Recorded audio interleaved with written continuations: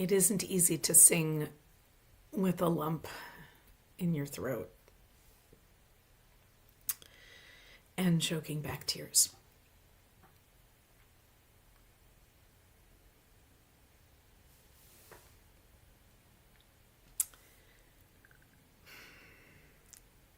So please forgive me. Shabbat Shalom, friends. There are those in the rabbinic world who have suggested that this week there is no shalom, there is no menucha, rest. There is just Shabbat. Pause.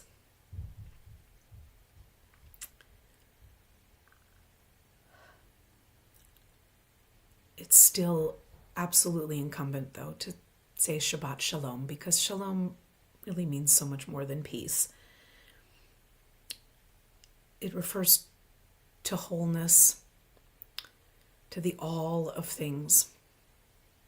And there is no all or wholeness without challenge, without pain,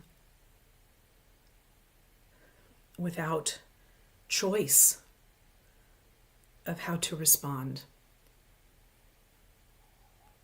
to the goings-on of our world that feel so overwhelming.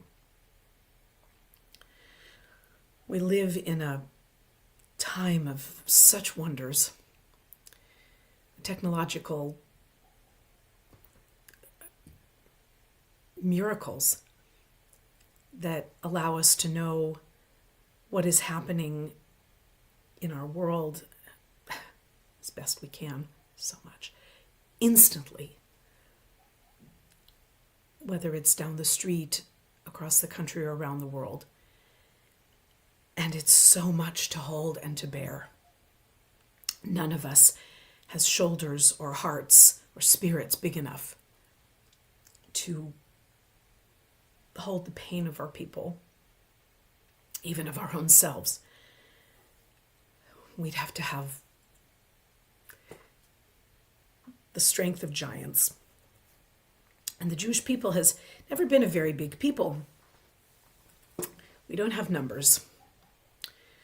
We've rarely had weaponry.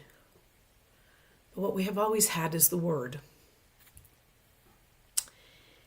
And Mishpatim is such an extraordinary parsha. And each section of it is an invitation for uncountable conversation, commentary, discussion. And I had to write something for the J Weekly on this parsha. So difficult to choose. And it's a real challenge, I'll tell you good people who are here this morning, because those articles are due 2 weeks before they appear. So there's always the risk of maybe talking about a current event that could be 2 weeks old by the time the piece appears. And there's always the risk of having the piece sound like it doesn't really match what's going on in the world, and then needing to kind of give ourselves a little bit of grace because that's just the way it is. So what I wrote about was some words in this parsha that just continue to fascinate me. They just float there. It's the first time they appear. And they'll appear 2 more times, later in Exodus and then again in Deuteronomy. And in Hebrew they're lo tevashel gedi b'chalev imo. Shall not boil a kid in its mother's milk. It has no introduction, no explanation. It's just there. And a little later in the portion, the Jewish people say, na'aseh v'nishma. We will do and we will hear. We will do and we will obey. We don't really have a word for obey, as Rabbi Sachs points out so many times, strangely, because we have a lot of mitzvot, a lot of, quote, commandments. Our translation here was, we will faithfully do. Some translate, we will do and we will understand. Shema actually is much more than hearing or listening. Listening is another word. It's a sense really of understand this, Israel. Take it to heart. Integrate this. Incorporate it. Understand it. But its literal sense is we will do and we will hear.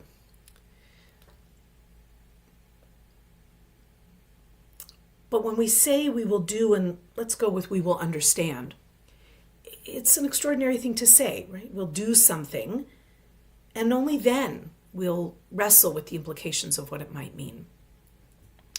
Jews have been doing this for a long time.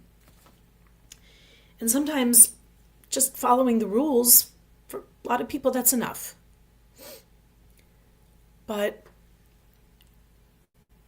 with something as cryptic and as repeated, in exactly the same words, by the way, as you shall not boil a kid in its mother's milk, it's hard to do it, at least it certainly was for me, without understanding it.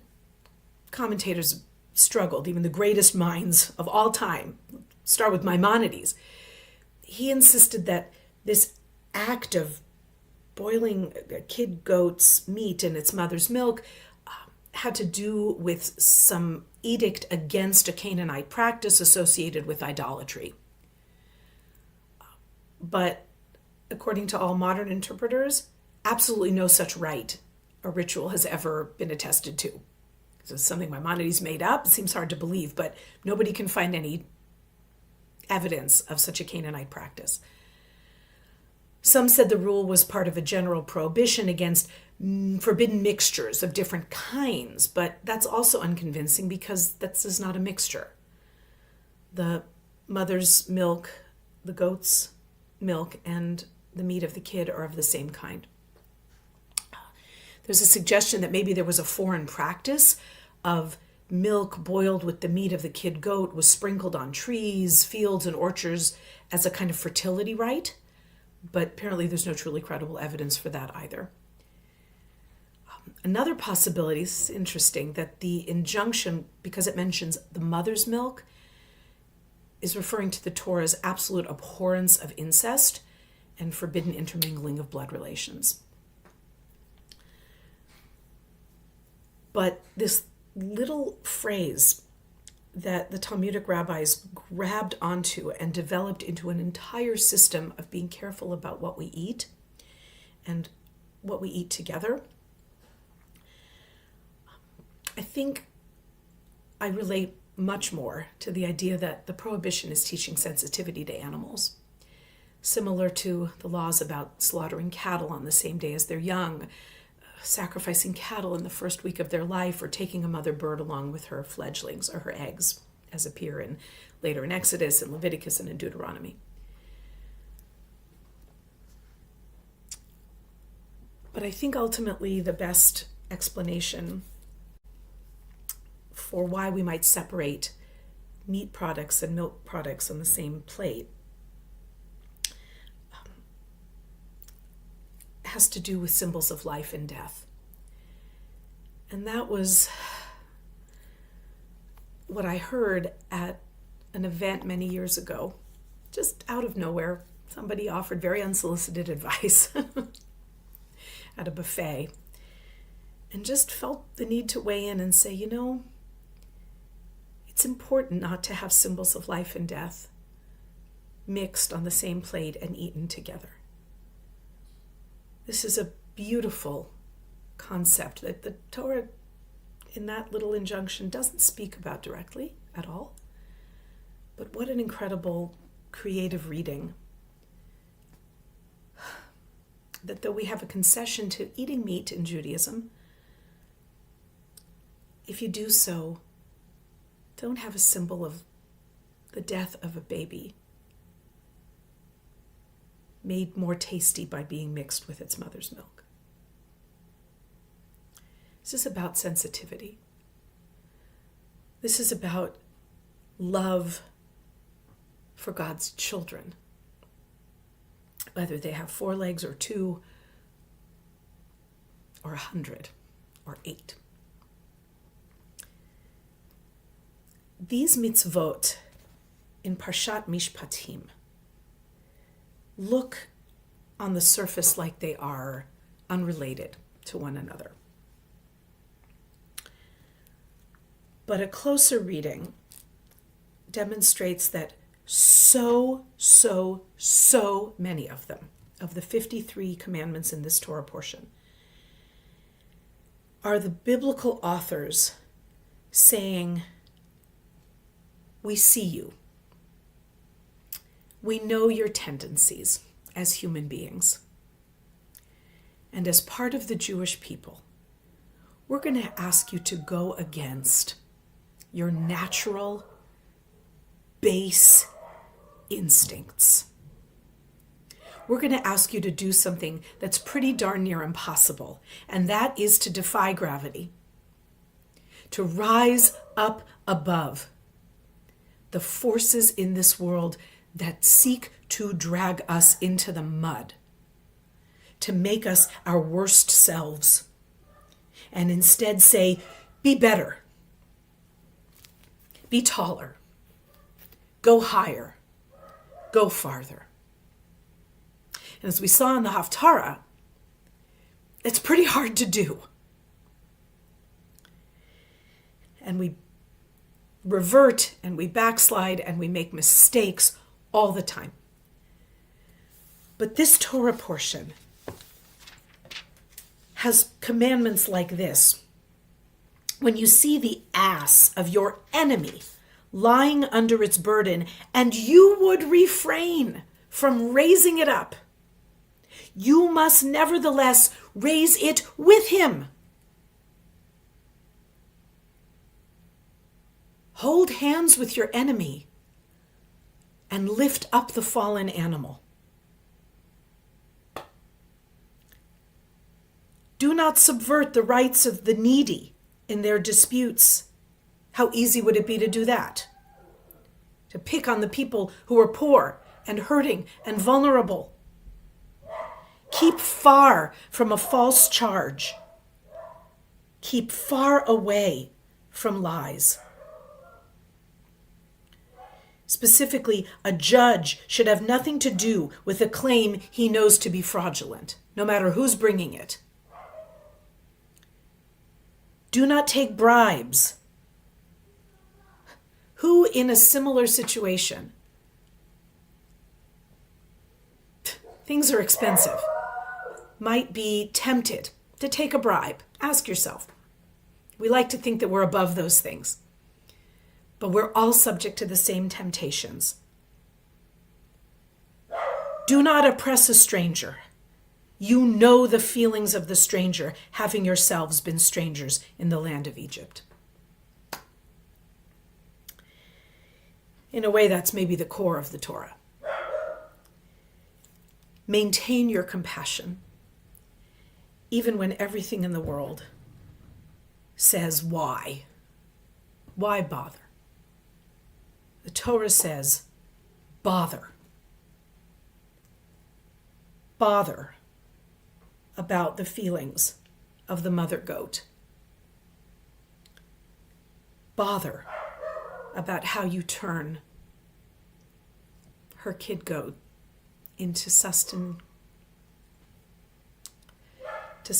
food. Care about how you present yourself to the world. In even the most mundane and essential of activities, eating. We may not know ever what the Torah meant by do not boil a kid in its mother's milk. But I am so grateful to be part of a people that though we stumble and fall, actually cares. We don't always do it right. And I'm so grateful to the Torah authors who knew that we weren't perfect. It would be understandable to not want to help the donkey of an enemy. But in that image of helping an animal and of honoring the milk of the mother whose kid has now become meat, this is a tradition that says, love and care for God's children.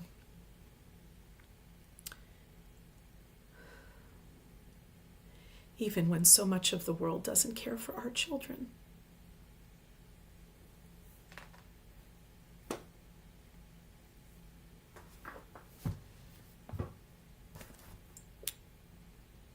It hurts to care so much, but it's the only way to be.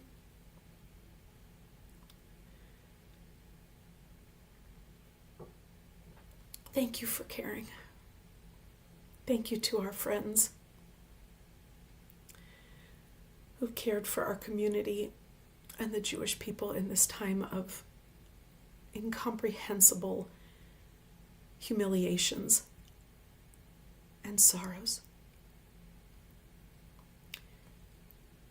The Torah invites us to care.